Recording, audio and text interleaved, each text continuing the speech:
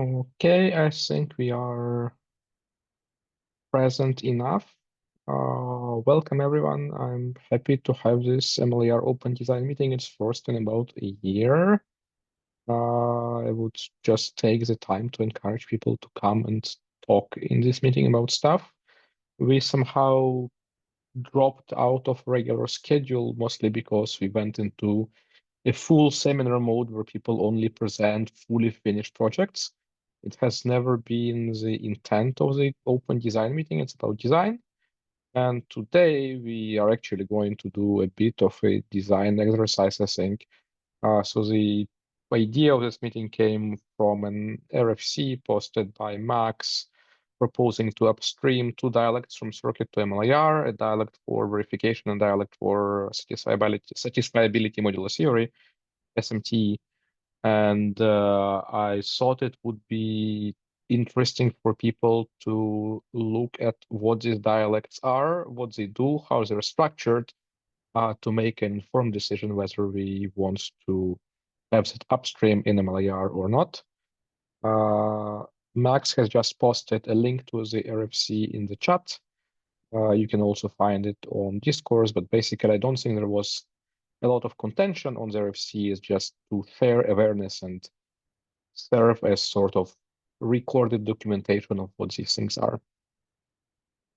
I actually don't know who is going to present. Max, is it you? Is it Martin? I guess I am giving a bit of an overview on the SMT dialect. Yeah, I'll let you take it from here. Let me share. Do you see those slides?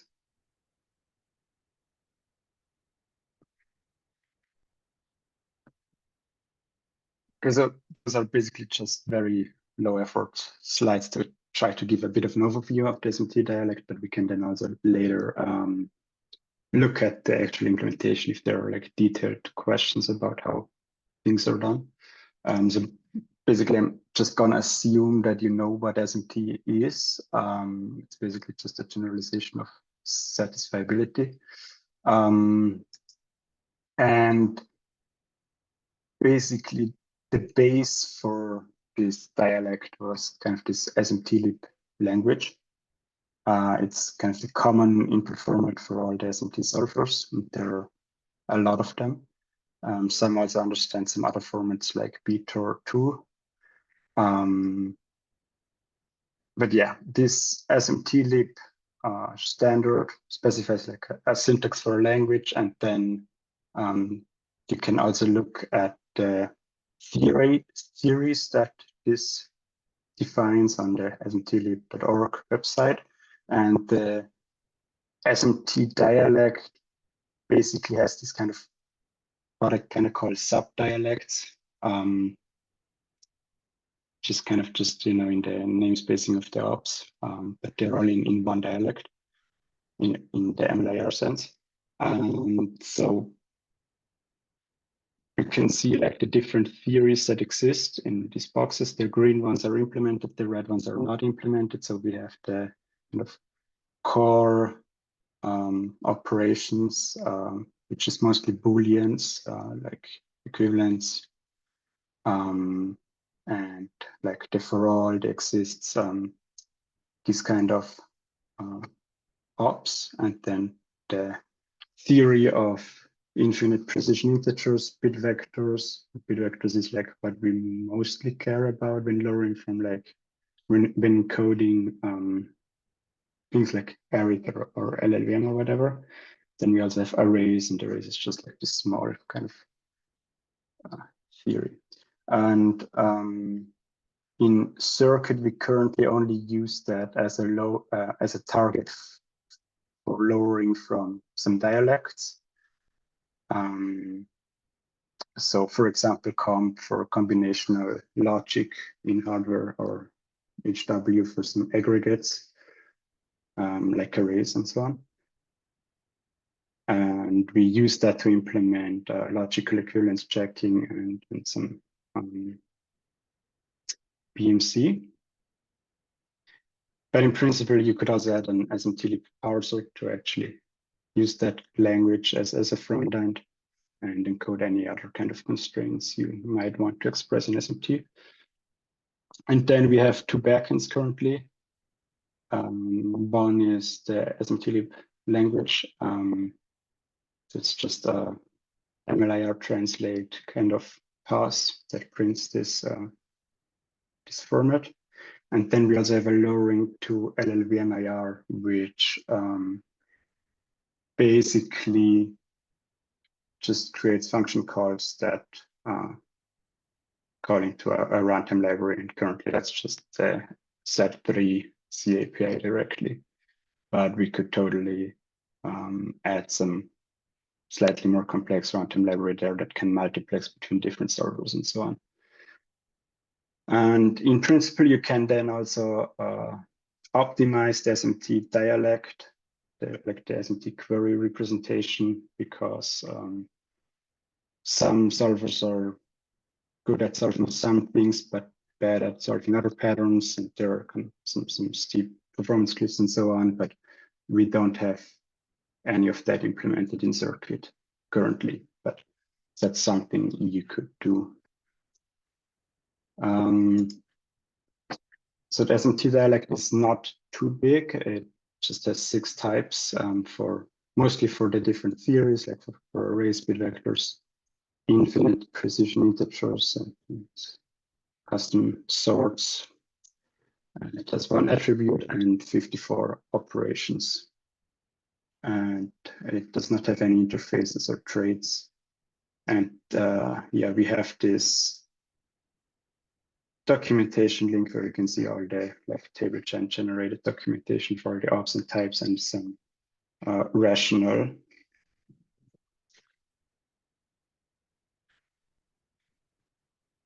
And yeah, in addition to these very standard ops that are actually defined on this SMT-lib website, there are 2 things that we added in the dialect that are not like strictly SMT-lib things, but more complex, and that's kind of a solver scope operation and a more complex check sub. So basically, check has regions for the different outcomes, and then you can do some stuff dynamically. Basically allows you to dynamically create queries and also have multiple queries in one MLIR file. Because the SMT-lib text tree format is like very static, and you know, depending on the outcome from the solver, you might do different things, and with that you can do that basically, or you can generate code that does that.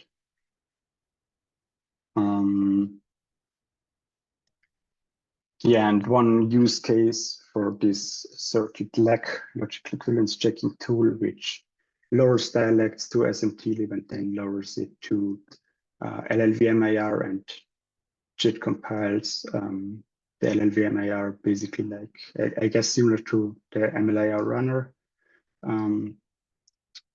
is kind of this integration tests where we have this kind of input IR and we compile it down and check and basically do kind of a makeshift translation validation to see if the semantics were preserved.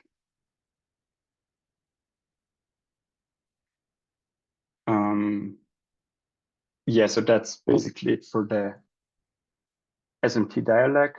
The SMT dialect, I think, has a pretty straightforward kind of upstreaming story. It's very isolated in circuit, and it does not have any hardware-specific constructs in it.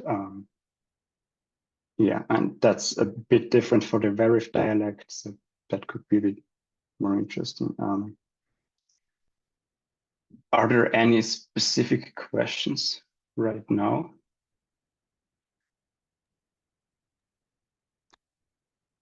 So I have a bunch, but I also want people to speak up if they do. So people should ask questions about SMT, and Martin is the authority, and he'll probably answer, or maybe I'll try. But I have a couple of words about Verif, and the RFC is about both, but SMT is the only one that's been covered by Verif slides. So I have a couple of words about, sorry, SMT is the only one that's been covered by these slides. I have a couple of words about why isn't Verif discussed here? Is it actually are we actually trying to upstream it? What is the plan for that? Because it wasn't discussed at length at any point. So I have a couple of words, but I'll keep them for after people have asked questions about SMT. Okay, let me start with questions about SMT, because I have some that are mostly about integration with the rest of the infra. One is at some point you mentioned infinite precision integer type. Was that right? Yes, it's basically like an integer in the mathematical sense. Okay. Yeah, makes sense. It's like the question is we have fixed precision integers built in, and I would go in further and say, like, do we want that type as built in eventually? Because the complement of that question could be you have a bool type. How is bool type different from just I1 that we already have upstream as a built-in? Yeah, there are definitely kind of interesting details there. One could argue that an I1 is maybe different semantically because it can be Poisson and bool type in SMT cannot. And there might be these differences, right? So Okay, you would maybe lower an I1 in MLIR to basically two bool types or a bit vector of one bit and a bool type to basically represent the actual value and also an indicator of whether it is Poisson or not. So that's Poisson is actually a very interesting point, because if I understand correctly, the entire Poisson semantics is irrelevant for this dialect. Like there is no Poisson possible in any of these types. Yes, yeah. Yeah, that's something that we should clearly document, and maybe even say that these are types that may be used to statically or dynamically verify absence of Poisson in your program. It's something that I think deserves highlighting. Okay, I had another one on, I think, 2 slides from here. There were some arrays operations, and I'm not sure I fully grasped how this interacts. There was like an arrays constant.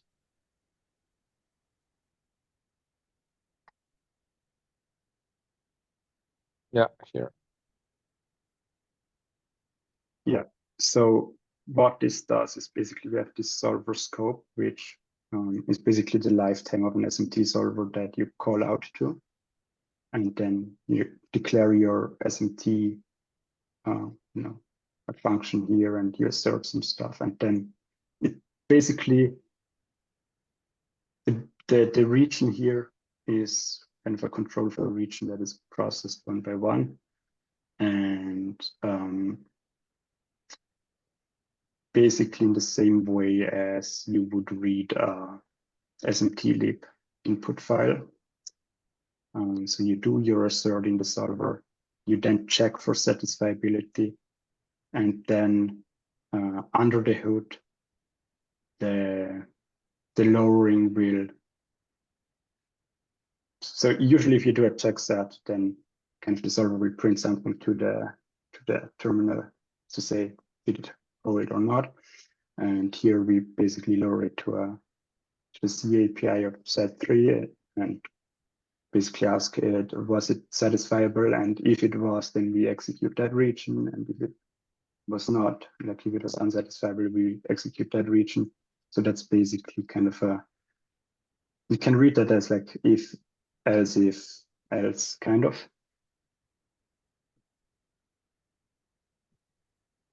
Yeah, so what I'm trying to get is what kind of operations can go there? So like, can I put a lineage something instead of that arrays constant there? Does it even make sense? We haven't clearly defined that. I guess you could put anything in there that you can lower to LLVM? My understanding is that these regions are out, they are not, they don't model, nor do they lower to anything in SMT. The 1, 0, -1 here is kind of indicative. It's a ternary logic. Hey, sat, unknown, or unsat, and it's the equivalent of like printing sat, unknown, or unsat. And instead of printing that string, you're returning 1, 0, -1. So this op is a bridge op. Like, hey, communicate the results of the solver rather than actually map something to SMT. So there's no, the regions are not mapped. So linalg wouldn't be mapped. You could return the results of linalg, but you can return a giant matrix of ones. Yeah, they're basically kind of meta level things that can control the interaction with the solver.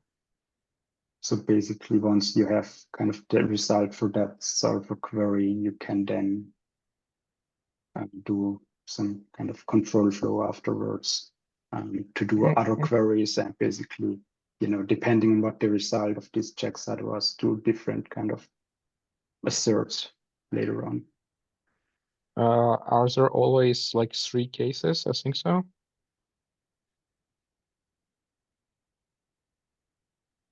Like let me maybe generalize this a bit, because I understand it as sort of a bridge op. I don't fully get the idea as to why it has to be regions that return values instead of return some sort of enum values that you can use a normal SCFE for SCF switch around or select or anything. Like, well, what's the use case for these regions? You could also design it like that, yeah, and then basically have your SCF if that then selects on that. Yeah. I guess the design decision was kind of, yeah, if because there are 3 options, we wouldn't need kind of enum type, or we could also put it into an I2 or whatever. Yeah, that's just kind of probably just an arbitrary design decision that could also very well be different. Okay, so let's maybe just flag that as something that can be revised in the design, because I'm like generally worried about unnecessary generalization. We have a lot of that in MLIR, and it comes with lots of problems. Like people have unironically proposed an add op interface, and I don't think it's the right thing to have. And similarly here, it sounds like you actually need to encode 3 possible states, and doing that with arbitrarily complex IR sounds like an overkill to me, unless I'm missing something. Unless it's some sort of that code gets executed and we don't want it to be speculated, so we will put it into different regions and then we somehow dispatch in the compiler. So I might be missing something, but I guess the outcome here is just let's flag this as this part is up to revision, I guess. Yeah, it might be a good idea to look at kind of the APIs of various different solvers and see how they return their value, or yeah, how that exactly would look like in the backend. Yeah. Yeah. Jacques, have a hand up. So mine is on a different question. So I just want to get in the queue. So if there's more discussion here, you can come back to me later. Yeah, I have another like lower level question, so let's go with yours first. Yeah, actually mine is a basic one. Sorry, I forgot how Zoom works and how to raise my hand earlier.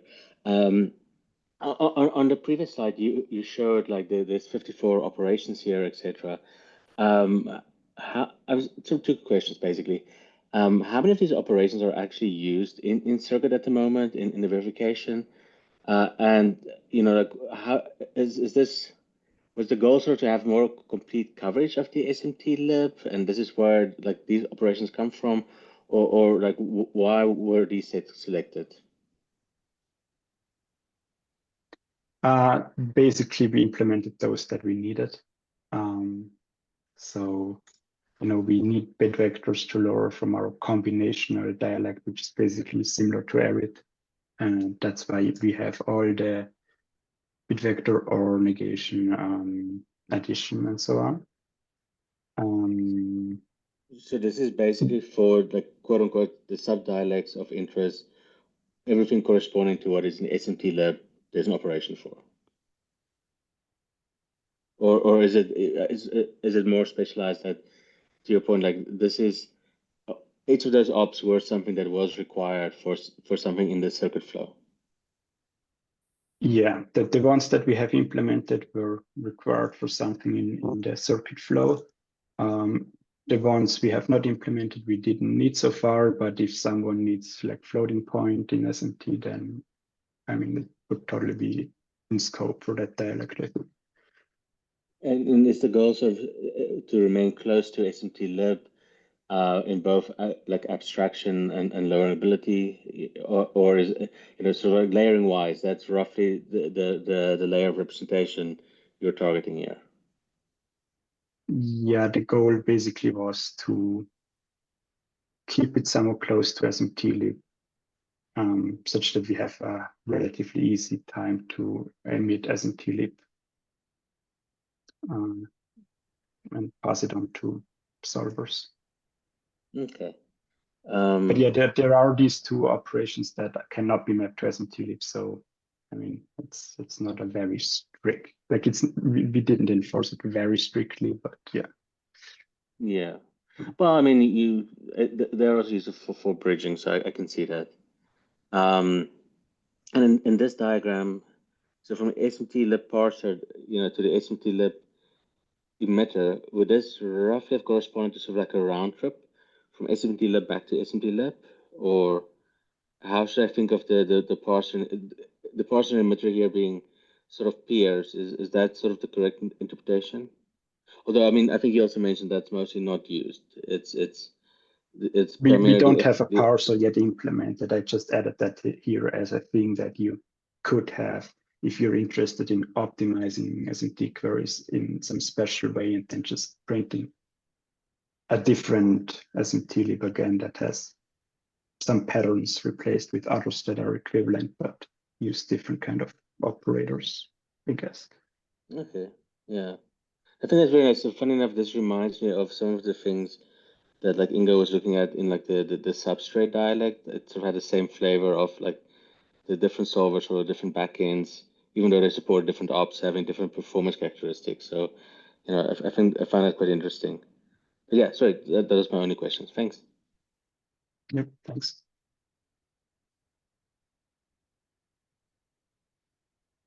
Yeah, I had a sort of related question to that, and was my last one. Yeah, this lowers to function calls to SMT lib. Is that API somehow stable? SMT lib, I mean. So SMT lib, the language, yes, there are different versions there. The one we use here is 2.6. I think there's a newer 2.7 that was released just 2 months ago, but it should be pretty much the same. They just added a few constructs. And the lowering to the actual C API. So we directly generate calls to the Z3 API, and that might change. So I wouldn't consider that super stable. I mean, if a new version of Z3 comes out, that might be different. So that's also why I would kind of prefer to have some kind of thin runtime memory layer in between that can. Yeah, that's what we also do on the GPU side. So we have a set of wrappers we emit around like CUDA and ROCm. That we emit calls to those wrappers and we implement them and we compile them under a flag. That means a compile time dependency on D3, which under flag is probably fine because LLVM has it already anyway.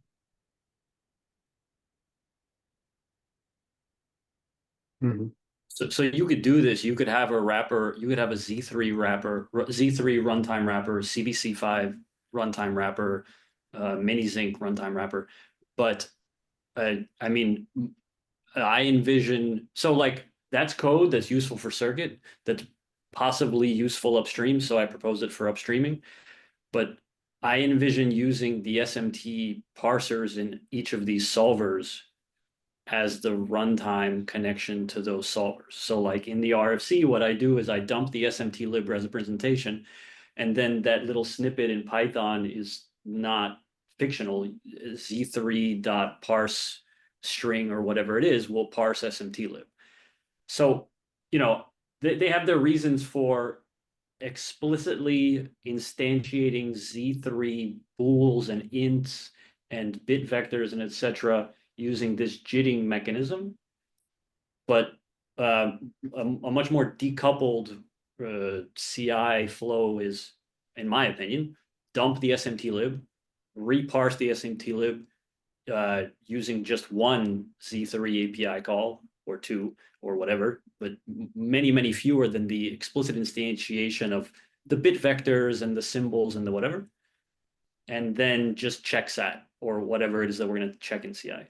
And the same flow will apply roughly to like CVC5 and mini-zinc and whatever. They all, that's the point of SMT lib, right? I mean, I'm saying something kind of obvious. The standard was standardized so that there's a standard portable interface for at least ingress for all of these solvers.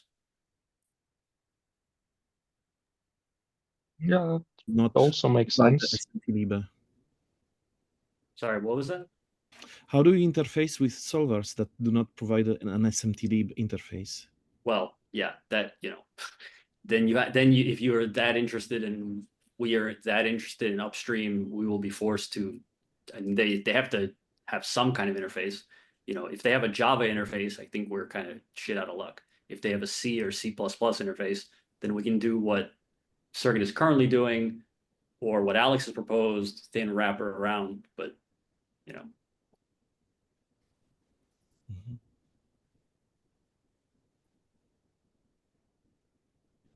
Yeah, all of these can be need-based. I mean, it's a general trend we have is like, if there is a need for this, and I usually look for more than one use case before we edit upstream.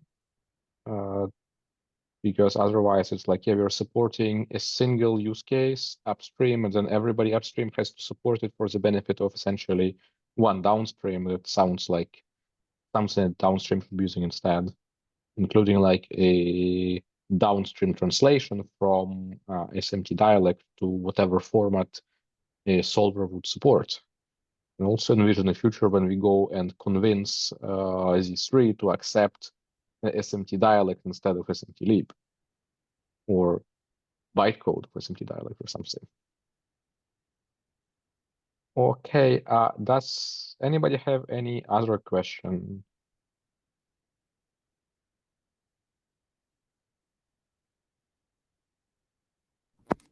Yeah, go Well, ahead. I can provide also just an example of solvers that are not providing an SMT lib. So those are the Google OR tools. This is a funny thing that you bring up because I'm actually, sorry, I don't know if you wanted to say more about OR tools. I just jumped in to respond. Yeah, so I'm actually very interested in OR tools as an integer linear programming solver, and Yes. but it also has CPSAT, right? It has a very good planner and CPSAT solver, Yes. and it's true.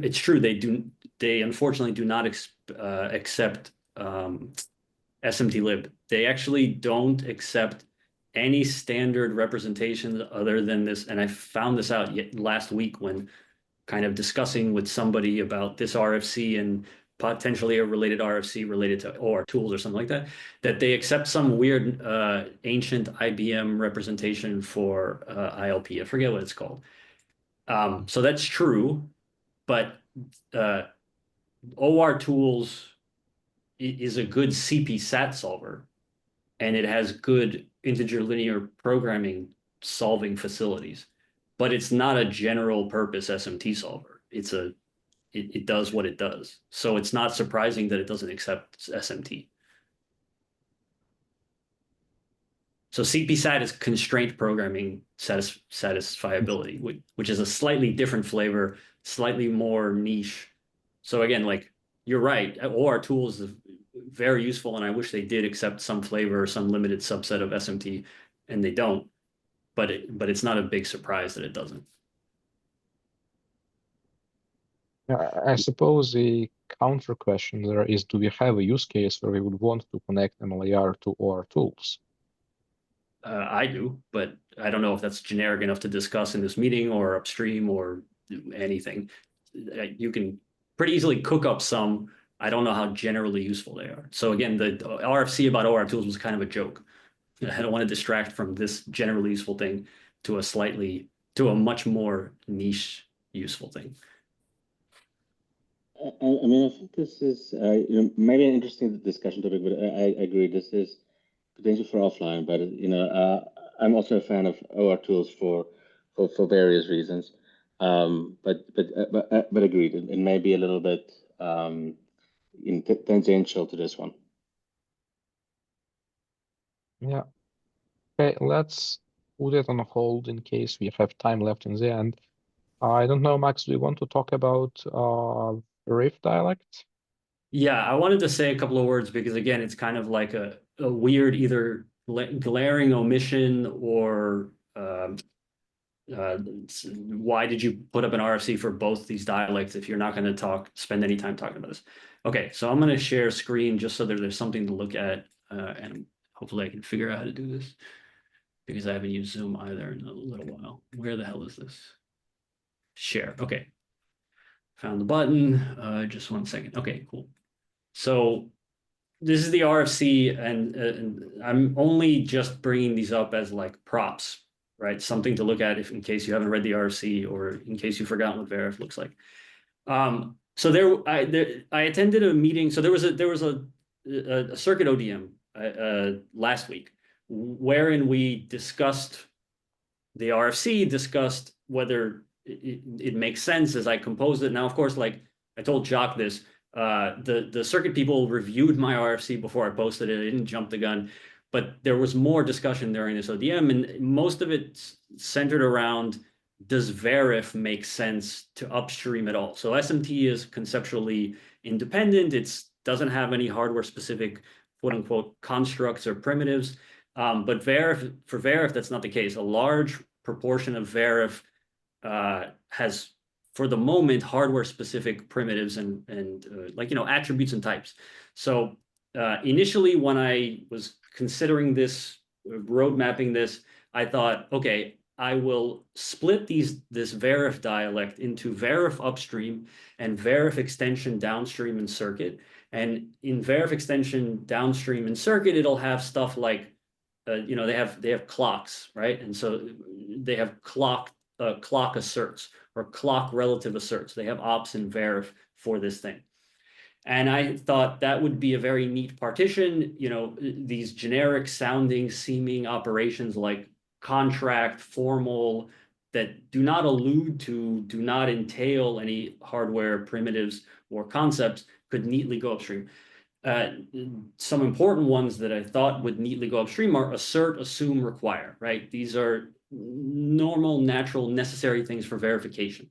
Even if they have subtle differences amongst them, you can infer, hey, if I'm going to verify something, I need to be able to assert or assume some premises, and I need to be able to require or ensure some outcomes or whatever, right? And so I need, so this is that little phrase thing that I just said, that's a pitch for Verif.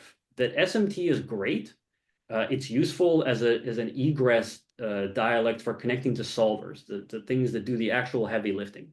But so there will inevitably be, and currently in circuit, there are conversions from COMB, conversions from hardware dialect to SMT in order to accurately model as a set of satisfiability formulas or SMT formulas those hardware programs or representations. So you need to be able to talk to the solvers. SMT is necessary for that.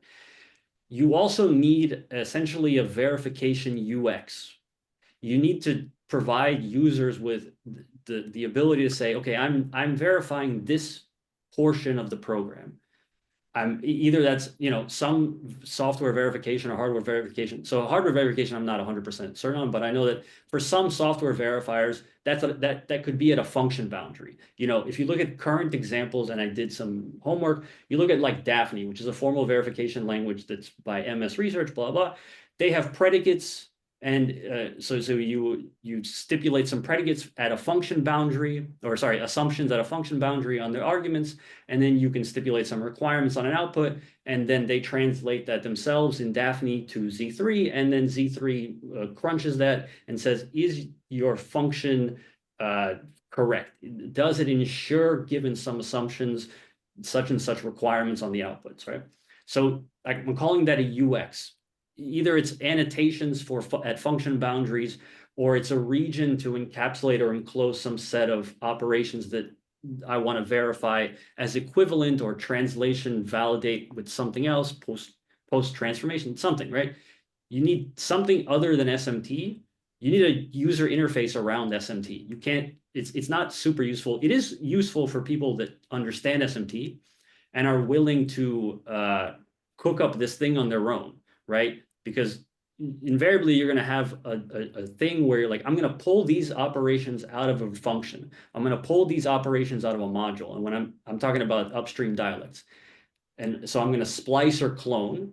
I'm going to stick them into another region because I only want to lower that region to SMT, and I want to only verify that set of operations. That's going to be a constant thing in the daily user of this dialect. So it'd be nice to provide some such utilities and some user interface upstream for this, right? The problem is, again, so this is that's the pitch, and Verif is a natural like candidate for this because they've already been using it. They've proven out that this is some UX that works for some subset of users. If I tried to design my own UX, even if I did all the research on it, I'd probably come up with a worse UX because I don't have users.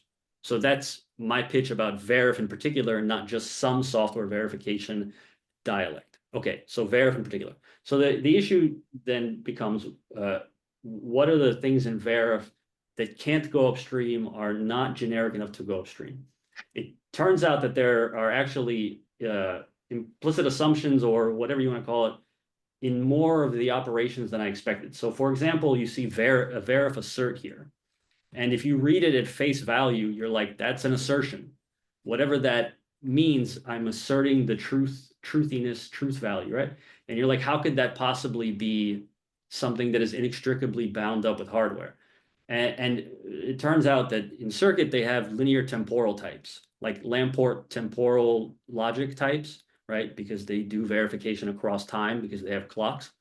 And so these assert ops and the require ops and the assume ops, they all take linear temporal types, which are within a type lattice above Boolean.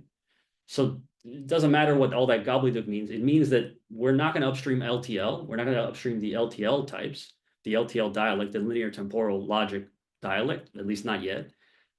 And so Verif needs to be split even further, right? So for example, Verif contract does not take any, it takes an any type or as an operand. That's a good candidate for upstreaming. It's generic enough. Hey, it connotes whatever semantics it connotes.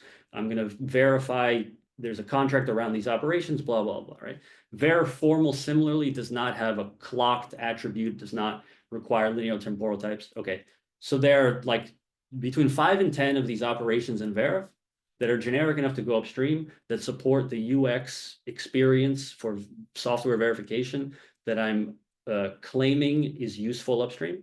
And then there are, I think, like 20 or maybe also 5 to 10 that stay downstream. And that's a harder lift because I need to first demonstrate that this is possible for the circuit people. So the task that was given to me, and I accept fully in that ODM with circuit, was, hey, demonstrate for us you can split Verif into hardware specific and hardware agnostic in tree. Show us a proof PR that you can cleanly make this split and it does not disturb any of our workflows. It doesn't incur a whole bunch of line changes. And I'm like, sure, I'm happy to do that. I don't, I stress to them that my number one priority here is not to disturb their lives in making this upstreaming. So upstream verif, which is a useful thing, I believe, and you guys can push back on this and make arguments or whatever, and maybe it's true. Maybe we don't need verif upstream at all. We don't need a software verification UX at all. Leave it for downstream users to figure out how to do on their own. Is contingent on me being able to do this cleanly. Now, I think before having stepped my foot into a giant rabbit hole that I can do it cleanly. But so the RFC is honest. I would like to upstream both verif and circuit. SMT is just very straightforward. Sorry, verif and SMT. SMT immediately goes up. Verif requires some double checking, some experimentation, some prototyping before it's upstreamed. So yeah, so the immediate proposal, I guess, is SMT, and then contingent on me being able to do this thing, verif as well. I have a separate use case for Verif, which is the subset of ADA called Spark, which uses the same concepts of OR preconditions, postconditions. Sure. And so that would be useful also to represent that part of ADA that is supposed to be also optimized and passed to the SMT solvers. Yeah, so this roughly, you're talking about basically, so I haven't looked at ADA. I know what ADA is. I know what Spark is, but I haven't looked at source. Hoare logic, precondition, postcondition, like this Hoare logic, like, right? Like, what are the invariants of a loop? What are the preconditions? What are the postconditions? Extend that to function boundaries as well. I believe in the verification community, formal verification community, this is basically called applying Hoare logic to software verification. And so I pull up this Daphne thing. This is what it looks like. This is kind of right there. This is their quote unquote UX. There's a function boundary here. The algorithm is for Dutch flag, blah, blah. Some assumptions on inputs and some requirements on, I guess, the result, which is the array A. What you're describing in ADA seems to me close to this kind of, because you said precondition, postcondition. Yes. Yeah. Can be also described in terms of contracts. But yeah, it's the same concept behind this. Yeah, so the takeaway about Verif is, I think it's useful to provide for users of SMT facilities some UX. And again, you guys can push back. It's fine. Who am I to do, like, this is a democratic government of compiler engineers or whatever. And if if you do accept that we need some UX, I then further claim that we should not try to design it on our own. We should try to adopt as much of a UX that is currently being used productively, has been iterated on. So Martin said this thing to me. It was a funny thing. We were discussing this and he's like, yeah, we've been iterating on Verif for quite a while, because I think he was trying to imply to me that it's complex and not stable and not fully baked. And I'm like, no, that's a good thing, because it means you're continuing to learn and incorporate quote unquote learnings into how it works, rather than, oh, we built it, it is not useful, and it is set in stone because I don't know why. So 2 assumptions: we need a verification user interface, and they have found one that works for some set of use cases. And I'm just saying, I'm going to be very greedy and adopt as much of their UX as I can, but after SMT.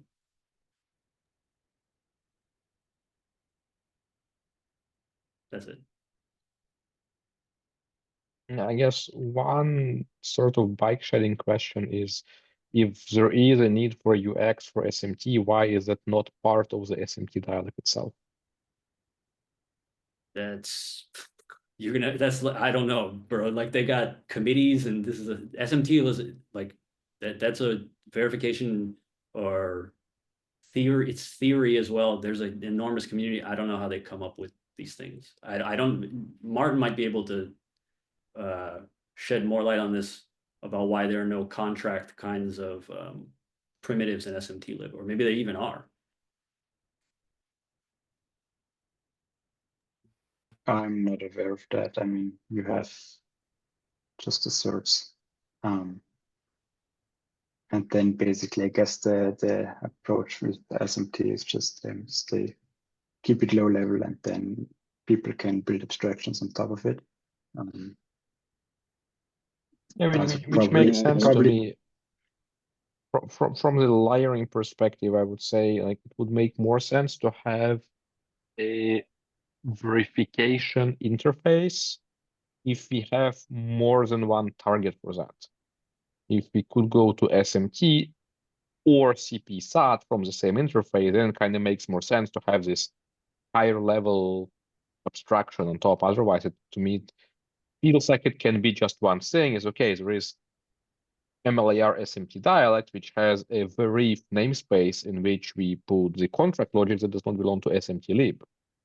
It's something that we can envision, and it removes the dialect explosion kind of problem. But it's all like it's a bike chat question. It's not a principled opposition to this idea. Yeah, in circuit we have another backend. It's not a dialect, but just kind of an export path for btor2. So essentially, you could also use that instead of SMT as kind of your backend.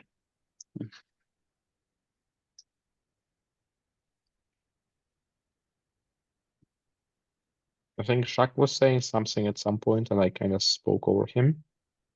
Sorry about that. I'm gonna stop share screen because I don't think it's necessary. Yeah, I think Alex, you should just actually say the same thing as I did. I was just thinking from a layering point of view, it does make sense. Like they have different front ends. I see the SMT lib part almost more as, like the interop or driver side. So not having the high level ones makes sense from that point of view. But I do. It's a good point about other consumers here. But I think also if the goal is to sort of make the SMT lib an easy translation out, I can sort of see the argument for keeping that more similar and having the Verif be a more general concept, because it's not necessarily tied to SMT lib, but this is the only upstream lowering for it. So pros and cons to that amount of decoupling before it needed. I understand that. I can give an example actually of a use case for at minimum verif assert that is like there's a gap in the set of abstractions that we have upstream. So I briefly mentioned this I think in Triton, they have this at the kernel level language TL assume. So you can write this in Python, right? This is a compiler hint from the ML person to the compiler, the Triton compiler. And it's TL assume, but it's a fake op. It lowers to LLVM dot in, it lowers to LLVM dialect intrinsic assume. And I actually don't know what the specific the semantics of LLVM intrinsic assume. If you had asked me what they were before I started working on Triton, I would have said it's about branch prediction.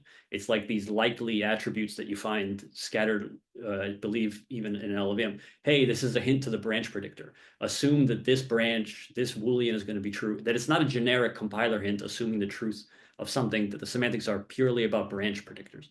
But they, of course, they take their own poetic license with the naming, and they just translate LLVM intrinsic assume or use LLVM intrinsic assume to do various things. They don't actually use it to emit or hint to the branch predictor. That signals to me, hey, there's a need for these kinds of verif assert, and whether it's static verification or runtime verification, it's up to the user, consumer of the op, lowerer of the op.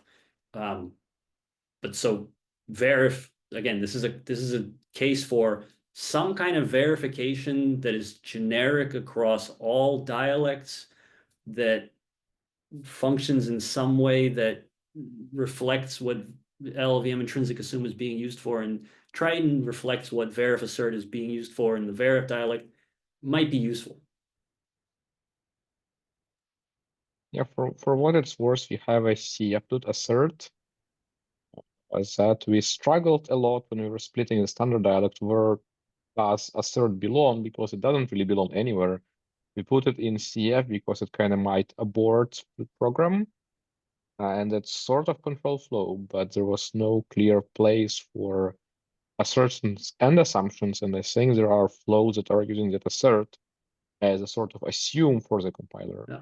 Under like the strict undefined behavior interpretation that all assertions must be valid, therefore the compiler might assume anything that's asserted on it. Yeah, I don't know who has gone as far as to like, I mean, that's CPP undefined behavior, right? You're quoting the some CPP standard. Yep. Yeah. Yeah, I recognize CF assert as a runtime assert.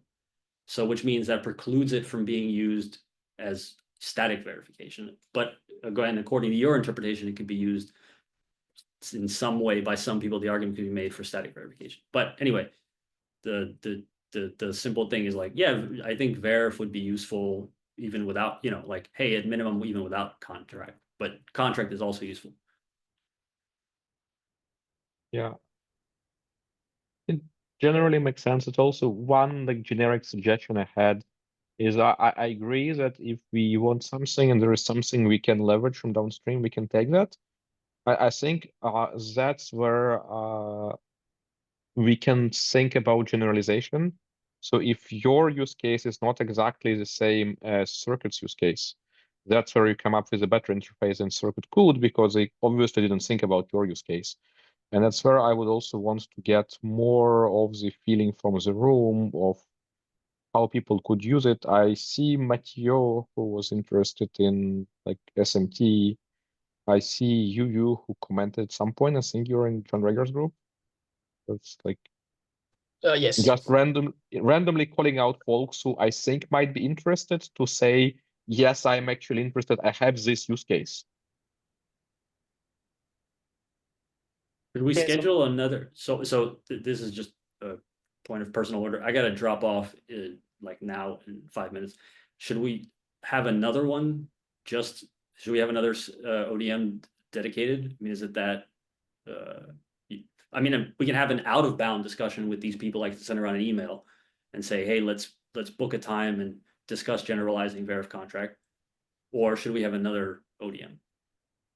If you can wait a week to another ODM, it's not like we have anything scheduled. I mean, I'm not in a rush. I'm not in a rush. And what I'm trying to quickly get, well, I've seen that in discourse, but it's not like a prerequisite, but I think like there are at least other use cases for upstream SMT. So we should have a roundtable with all those people. Yeah, that's actually a good idea. Well, assuming people are coming to either Euro LLVM or Asia LLVM. Oh, I didn't know. Sorry, I didn't mean literally, but yeah, sure. We can also have that. Yeah, so if folks feel like it, we can have the next ODM where we specifically discuss the design of Verif operations. We can also do it offline in the forum. It's open. If you feel like there is a need for a higher bandwidth communication channel, we can use ODM for that, certainly. And finally, get it back to be an open design meeting and not like presentations.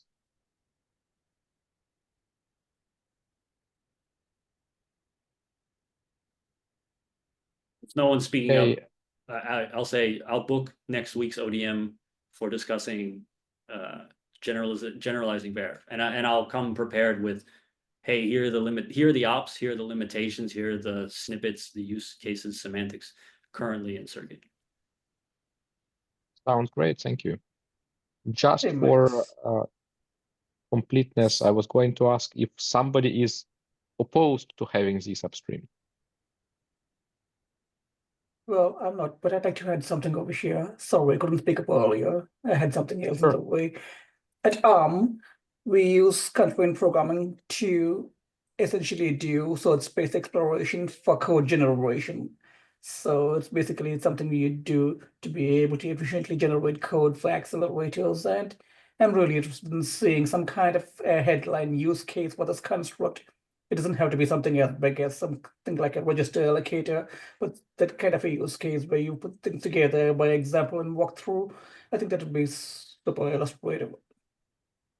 You want an example like yours? Because actually your use case is top of mind. I didn't mention it, but code gen by iterating across legal, quote unquote, legal designs or programs is something. Could be. I mean, I'll leave it to you. Anything Okay, that's sure. useful. Sure. Oh, you mean like an end-to-end example? Sure, sure. Yeah, that'd be great. Just to see how you kind of defined it. It could start from anywhere you like and kind of say, this is how I put it to use, and that's what I get at the. I mean, We the currently use RFC. it sidecar. So the RFC attempts to do what you're saying, to give you kind of like, but it's fake. It's not real. It's not how Verif contract currently works. So that's the generalization, if we're going to discuss some generalization, that I might aim for. But anyway, I like I said, I got to drop off. I'll try to construct such a thing that is both illustrative and correct legal. Okay, I'm going to drop off. Thank you, guys. Yeah, I think we're also almost at time, so we can wrap it up. Thanks everyone for coming. The next ODM is going to get into details of design. So if you have specific requests or can think about use cases you might have that will be useful. Otherwise, just stop by to participate and watch, and who knows, maybe you can contribute. Thank you, everyone. Have a good day. Thanks.